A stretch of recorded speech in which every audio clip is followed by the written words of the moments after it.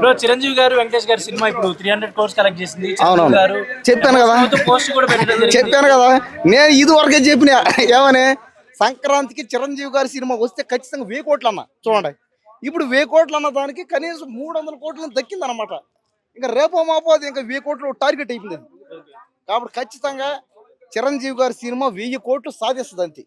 చూసుకోండి మీరు వెంకటేష్ గారు వచ్చి దాంట్లో డ్యాన్స్ చేస్తుంటే డైలాగులు డ్యాన్సులు కామెడీ రొమాన్స్ మధ్య మధ్యలో అబ్బా థియేటర్లో చూస్తుంటే జనాలు చిన్నపిల్లలు పెద్దోళ్ళు మొత్తం అంటే ఈ సినిమాలో ఏది మనశంకర వరప్రసాద్ ఈ సినిమాలో పెద్దోళ్ళకి కావాల్సిన కాన్సెప్ట్ ఉంది, చిన్నపిల్లలకు కావాల్సిన కాన్సెప్ట్ ఉంది, కామెడీ కావాలంటే కామెడీ ఉంది, డైలాగులు ఉన్నాయి, డ్యాన్సులు ఉన్నాయి, రొమాన్సులు ఉన్నాయి.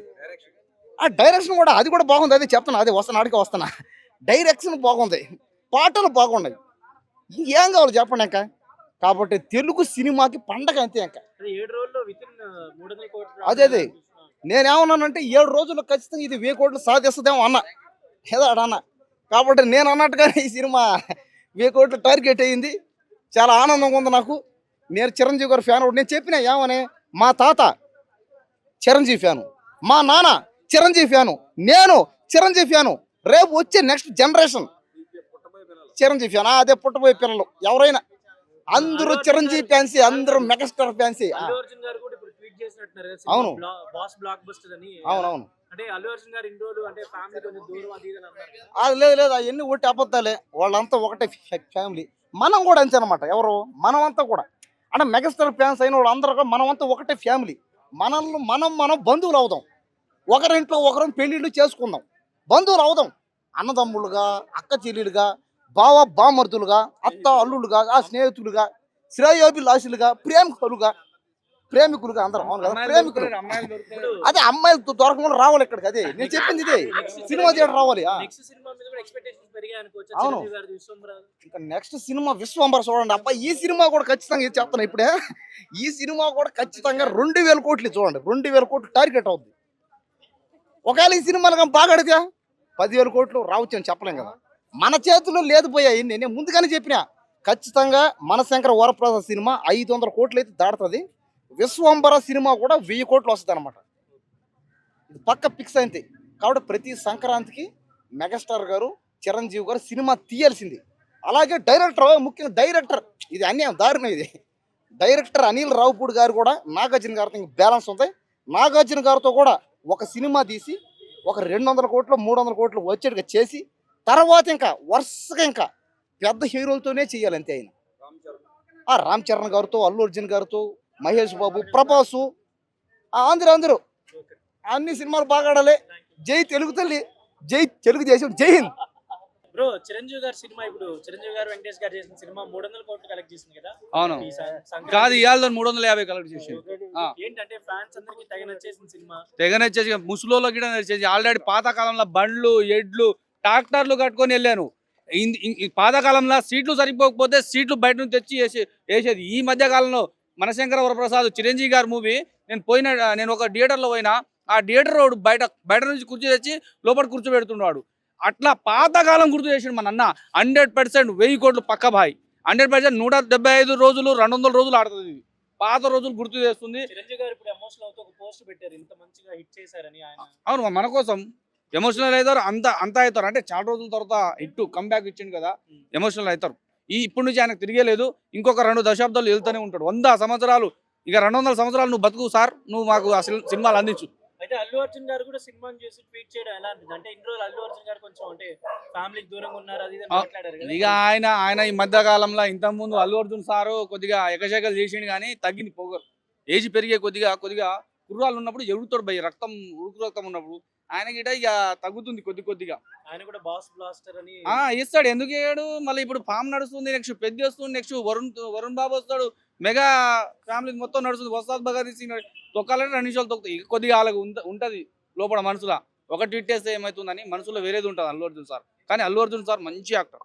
ఆయన సినిమా అట్లీతో మంచి సినిమా హిట్ కావాలని మేము కోరుకుంటున్నాం. నువ్వు కూడా మంచిగా ఉంటే బెటర్. లేకపోతే 350 కోట్లు ఇంకా 500 లేదు, 1000 కోట్లు దాటిపోతుంది 100%. ఇది 200 రోజులు పక్కా పాత రోజులు గుర్తు చేస్తున్నాయి. అప్పట్లో బలగము, ఇప్పట్లో మా ఇంట్లో టీవీలో వేసి పాపం ఆ ఐబొమ్మ రవిని మర్చిపోయినాం. మూవీ బ్లాస్ట్ అని ఒకటి వచ్చింది, దాంట్లో చూసినాం. అంటే అందరు ఫ్యామిలీ ముసలోళ్ళు కూడా చిరంజీవిని కోరుకుంటారు. ముసలోళ్ళు అంటే 100 సంవత్సరాలు ఉంది, ఇంకొక రేపు మాపు అరే చిరంజీవి అభిమాని అంట ఆయన ఏం చేద్దాం, తప్పని పరిస్థితుల్లో మూవీ బ్లాస్ట్ అని యాప్లో డౌన్లోడ్ చేసి మరి చూపించిన. ఇంకో థ్యాంక్ యూ. జై హింద్, జై పిఎస్పీకే. చిరంజీవి గారు చాలా హ్యాపీగా ఫీల్ అయ్యారు. ఆయన నవ్వు విధానం అనేది మళ్ళీ పాత చిరంజీవి గారిని సినిమాలో చూసామన్న ఆనందం కన్నా ఇప్పుడు ఎక్కువగా హ్యాపీనెస్ అనిపించింది.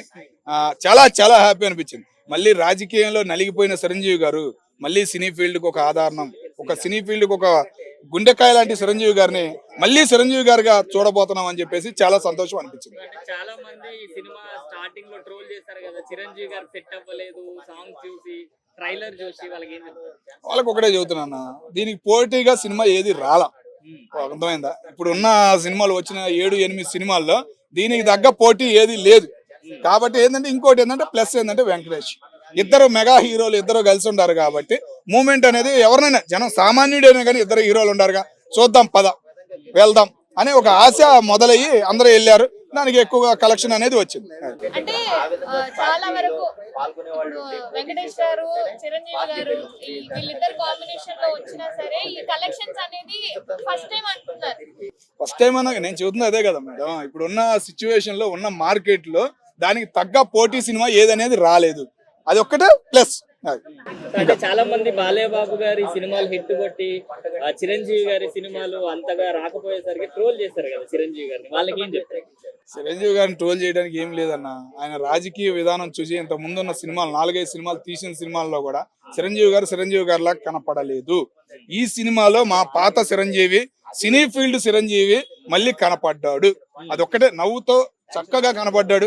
ట్విట్టర్ లో 4-5 రోజుల నుంచి బయటకు వచ్చి మాట్లాడతాం గానీ, ఫేస్బుక్ లో గానీ, ఇన్స్టాగ్రామ్ లో గానీ నవ్వుతూ ఒక మనిషి, ఒక సామాన్యుడిలాగా, ఒక మళ్ళీ పాత చిరంజీవి లాగా మాకు కనపడ్డాడు అన్న. అల్లు అర్జున్ గారు కూడా ట్వీట్ చేశారు బాస్ బ్లాస్టర్ అని చెప్పేసి, దాన్ని ఎలా అడుగుతారు? నేను చెబుతున్నదే కదా, బిగ్ బాస్ నుంచి ఏఏయో బాసులు ఉన్న పెద్ద బాసే చిరంజీవి సినీ ఫీల్డ్ కి.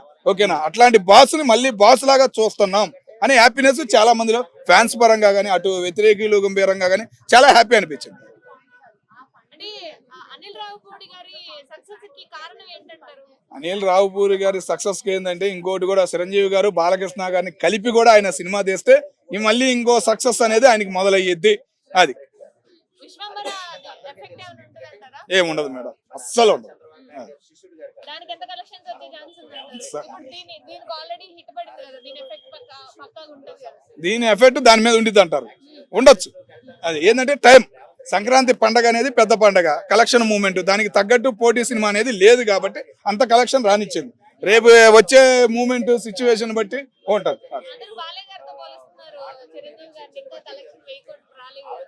మరి బాలయ్య గారిని దాటలేదు కదమ్మా, ఇప్పుడే మళ్ళీ నలిగిపోయినాడమ్మా. అప్పుడు పోటీ ఉండేవాళ్ళు. చిరంజీవి బాలకృష్ణ అంటే అప్పట్లో బాగా పోటీ ఉండేది, చిరంజీవి గారే ముందు ఉండేవాళ్ళు.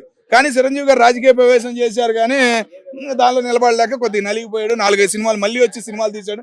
ఏ సినిమాలు కొద్దిగా నవ్వుతనము, ఆయన మూమెంట్, ఆయన తీసిన సినిమాల్లో డ్యాన్సులు అనే ఆ సిచ్యువేషన్ చిరంజీవి గారిలో కనపడలా. ఈ సినిమాలో కనపడింది. వెంకటేష్ గారితో జోకులు వేయడం కానీ, ఆ వంటలు వండటం కానీ, కామెడీ కానీ, ఒక కామెడీగా కాకుండా ఒక హిట్ గా సినిమా డైలాగులతో బాగా అనిపించింది. చేయొచ్చు అన్న, ఇంకా ఉందిగా, ఇంకా ఏం సినిమాలు లేవు కదా ప్రెజెంట్. వెళ్ళొచ్చు సినిమా ఒకసారి అయినా చూడొచ్చు, కామన్ మ్యాన్ ఎవరైనా కానీ.